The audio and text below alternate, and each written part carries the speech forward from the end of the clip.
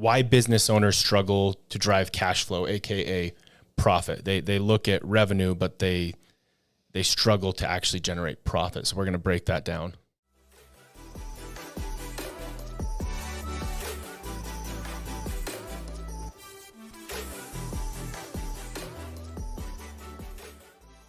Business owners struggle to drive cash flow, aka profits. And so, there's a lot of different reasons for that. I'll just share, a personal painful story. The business before this that I had started my kitchen, it was growing fast and we were hiring a lot of employees, but I didn't actually know if we were profitable. We had different bank accounts and departments and people, and then we had all these credit cards and loans, and money was in, money was out. Did we have enough to make payroll? Oh, I better borrow some more money here so we can keep growing. And I never was really certain what if we were profitable or not. And after about a year, actually about the time you came aboard, that was one of the few times I was certain we were profitable, because you came aboard and we had this department that you ran, and that department was super profitable for about 6 months. And I knew the company was profitable. We were doing well. And then bad decisions ensued. And instead of paying like $8 or $9 grand a month for a lease office space, now all of a sudden it jumps to 25, just poor decisions, taking on massive expenses when you want to keep those expenses low and grow the business. And then after that, it was very clear it was bleeding money. And then we left, started over. And the first thing we did was I said, I brought your dad in. I'm like, all right, your dad's been an accountant for 30 plus years? 40? Yeah. I don't know. It's been a long time. And I'm like, help us put our books together so I know every week that we made money or lost money. And from day one, we've had that set up. And that's what I feel part of our mission is. Not only we're going to keep getting people the best funding possible, but we're going to give you financial tools so that you're winning the game of business, because there is nothing worse than, well, it seems like I'm winning. I'm helping customers. I got employees. I got payroll. I'm paying them. We're getting good reviews online. And at the end of the month, there's no money left in the bank account. Sometimes you're even borrowing from Peter to pay Paul on your payroll. And you're like, shit, why am I running this business? I'm losing money. Yeah, and that's why I love myfigures.com, Leo, because it's literally like more money came in, then went out. Here's what that number is. Oh, great. I had a good month individually, not even just as a business. I know that more came in than went out. Whereas sometimes I log into QuickBooks. I'm like, what on earth is going on? What are these numbers? It's not making sense. I thought I was profitable, but I'm not. Like it's just a nightmare. But that when you brought up this question, that there were two things that immediately came to mind that business owners they make this mistake, and that's why they're not profitable. Yep. Number one was they don't have tracking in place. They don't 100%. They don't understand their numbers. They don't understand their margins. That's number one. Number two is, I think this is why vast majority of fintechs out there get this VC money and they're all losing money, is they're offering these massive salaries to people that are supposed to be bringing them business, to their sales team. And so my advice to business owners, and this is something that we've done, granted, there are some employees that have to be salaried, some that have to be, hourly. Sure. You've got executive assistants, things like that. But to the team that's generating the business, when you're hiring that person, number one, do they believe in you? And number two, do they believe in the vision and the direction of the business? If they believe those two things, they know that it's endless commissions. They know that they get to make as much as they want to make. They're in charge. There's no limit. And so getting that concept across to people, we've interviewed people and they say, no, I really need a salary, and say, well, we wish you the best. That's not how this works. We want people that believe in the vision and that are committed to the growth. And at the end of the day, that's always worked, because these people don't make money unless we make money. We believe in them. They believe in us. So it's a very profitable model. We're not sending out all of these salaries for people to work from home and not bring and generate any business. Oh, exactly right. If you have every business has a sales organization of some department, way, shape, or form. And if your sales team is based on more salary than commission, you're in trouble.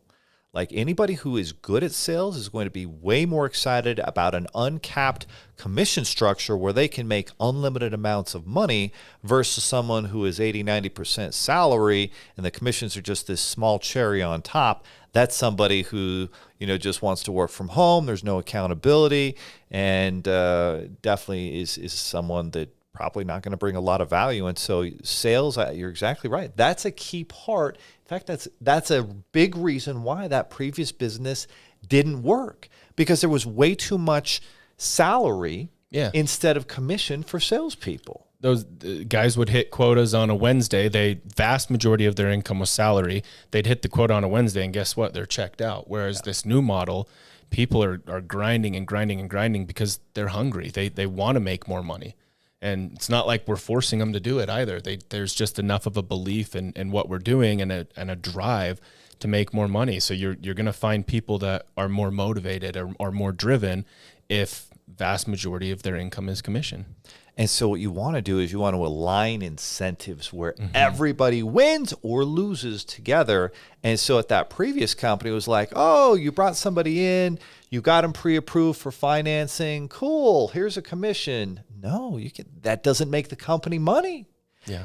But if somebody actually moves forward and buys your product or service, not just is pre-approved and looks good, the commission should only come after they've moved forward and bought your product or service and actually successfully fulfilled whatever it is you do as a business. Now everybody's incentives are aligned. We're on the same page. We win and lose together.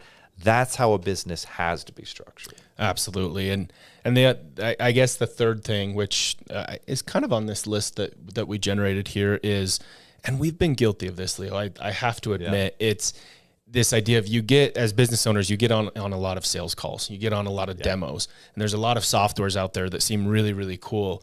And if you're not careful, all of a sudden you're buying this software and this software and this software. And sure, they may make your life easier, but are they making you more profitable?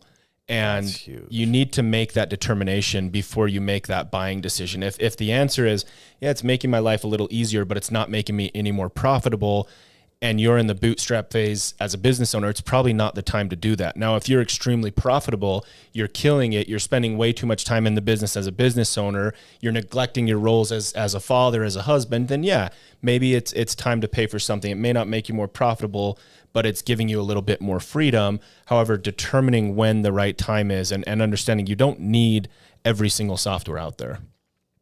So true. And so at a time like this, especially at the beginning of your business, you want to eliminate any expense that does not provably make you money. If it's not generating income, and that includes employees, if those employees are not generating income and you feel really good having, an employee who runs HR or some department that, maybe you could be third partying that out for about 20% of the cost, then you need to make those tough decisions. And especially at the beginning, you've got to focus on income. You've got to focus on growth.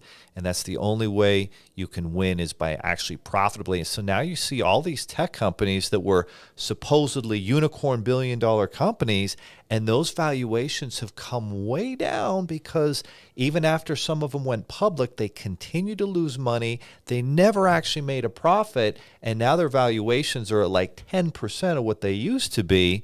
And those investors and all those people that thought they were going to make a fortune now are not going to. And that's how important it is to have a profit-first mentality as a business. Yeah, and a little trick here, if your margins are already so tight, and it's not necessarily a mistake that business owners make, but sometimes things they're not doing anymore, is in bootstrap mode, we're contacting all, phone systems, CRMs, all these places and trying to negotiate and get better deals. Well, even if you don't want to negotiate and try and get better deals, every single software and tech company out there is going to give you a massive discount if you pay in full for a whole year, like 20 to 30% off if you pay in full for a whole year. Well, guess what? There's all sorts of 0% interest business credit cards out there. They'll give you 0% for a whole year. You're going to be paying that over 12 months, whether you're paying it to the software or paying it to the card. So if your software bill is $50,000 for the whole year, you can go save 20 to 30% by putting that on a 0% interest card. Well, guess what? There's an extra upwards of realistically $10,000 to $15,000 to add to your profit margins. And sometimes business owners just neglect to do that, or they don't ask someone else on their team to do that. I think sometimes you just get a little lazy and, oh, it's $1,000 here, it's $1,000 there. You just get a little reckless with it. No question. There's two costs that you have to know in business. One is your cost to acquire a customer or client, and the other is your cost to fulfill whatever your service is or product, your cost of the goods sold. There's a cost to get the product to the customer, and then there's a cost to bring that customer in. And then after that, there's still more costs, right? You've got overhead costs. You've got all the costs of having maybe an office space, some of those software costs.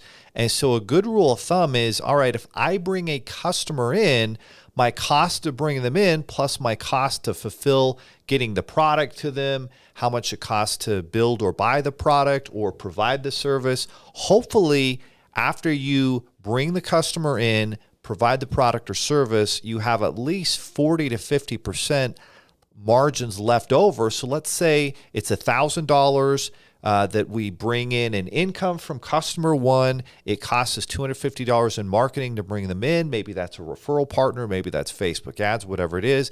And then another $250 to fulfill. Well, if I still have $500 left over of that $1,000 and my overhead and other costs are another $250 per client, and I'm left with 25% net profit margins, like $250 out of the $1,000 that came in is what's left over in the business.